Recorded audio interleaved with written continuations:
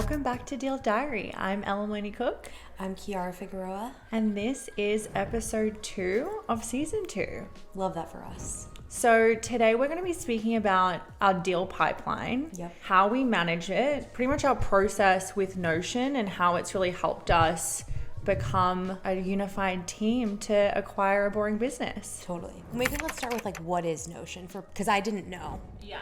And then I felt really silly once I started saying, we use Notion. People are like, oh my God, love that. I'm like, wow, I've clearly lived under a rock. I did not know what it was.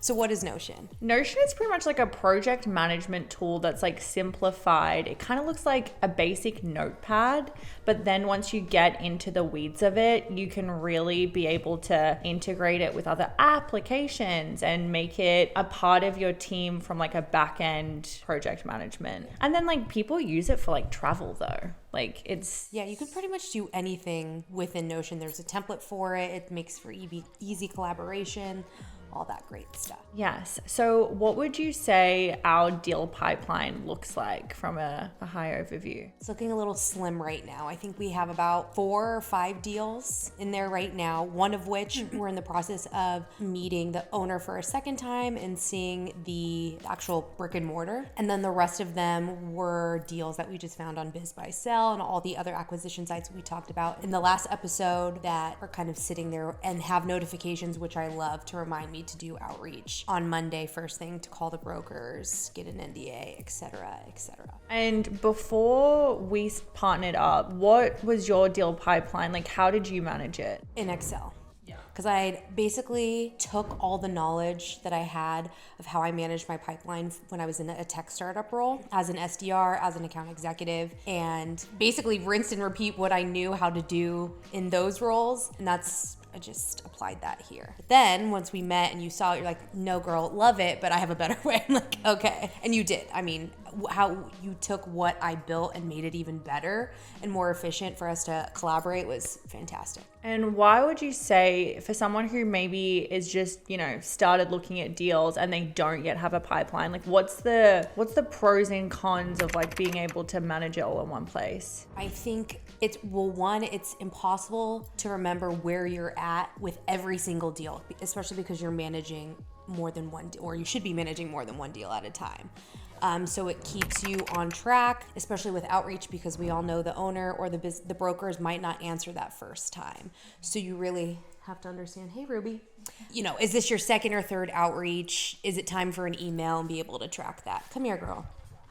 Okay, so that's one. And I think that it just keeps you organized, because the more you grow and the more businesses you're able to acquire, and then you have a team under you, how are you supposed to check in on your team to know where they're at with their outreach if you don't have, an organized way to manage all of that? I think one con would be though, sometimes you get carried away with the deals, in the sense we've done that before, where I think now we have a better process of deading them out before we even put them on the pipeline. I agree. Yeah. I agree. Sending them to each other, we were talking about in the last episode. First, getting aligned, because to your point, yes, because it does take time to fill out all that key information that you need to see, especially when you're looking at all of them at a high level.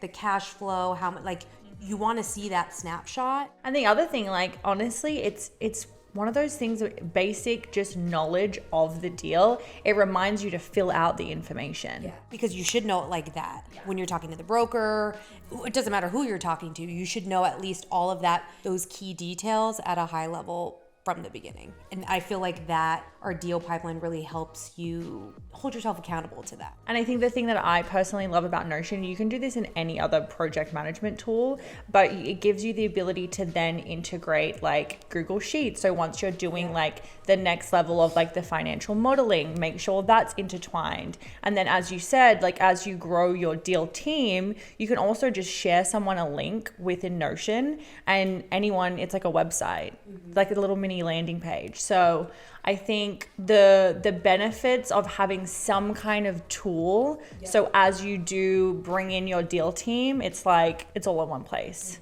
Even as we're prepping for deals, You know, you may have a call with someone who's in a specific industry and I might have done all the back end work, like researching. So you can very easily jump in there, see all the work I've done, make your own attachments built. So everything's like all in one place. You're not jumping from like sheets to this to that. Like it just makes us align so much easier and faster. Yeah. And then as far as like, how often are you in the pipeline? Every day, because there's always something to be done. I have notifications for all the next steps, whether it's send another email, do another call, reach out to the broker to follow up. He didn't get back to me on a time to go visit the business or whatever. Like all of that, the next steps are clearly written in there with a notification. So I'm in there. For anyone that maybe hasn't yet even looked at a deal, what would you say the basic kind of like things that they should be laying out, you know, besides like the cash flow and the high level, in order to get prepared, maybe to have that meeting? How would you then structure that? I mean, I love what we do on like right above the deal pipeline. We have our preliminary, that like basic questions that you should ask when you get on the first call with either the broker or the owner. And those are there. So we can literally just like copy and paste into that. I think before any call, you should have those readily available. And then if you do go into the next round of questions, doing a little bit more like industry type, not like research preparation. What would you say? I think my first steps are always just doing that high level research on the business and then going, okay, from the information that I know right now, what do I need to know in order to make that decision whether I want to have that conversation with the owner or I want to go visit that site? Yeah. And I think we do a really good job at making sure if the broker can't get us that question, then we're like following up in an email. Yeah. Or like dragging it, okay, owner call, and dragging that question back down. Like this still hasn't been answered. Yeah.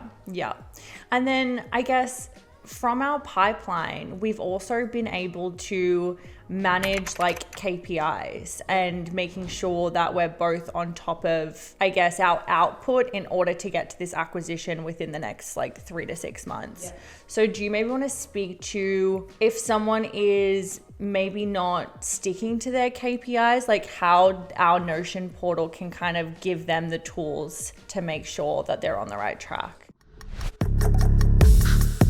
Yeah.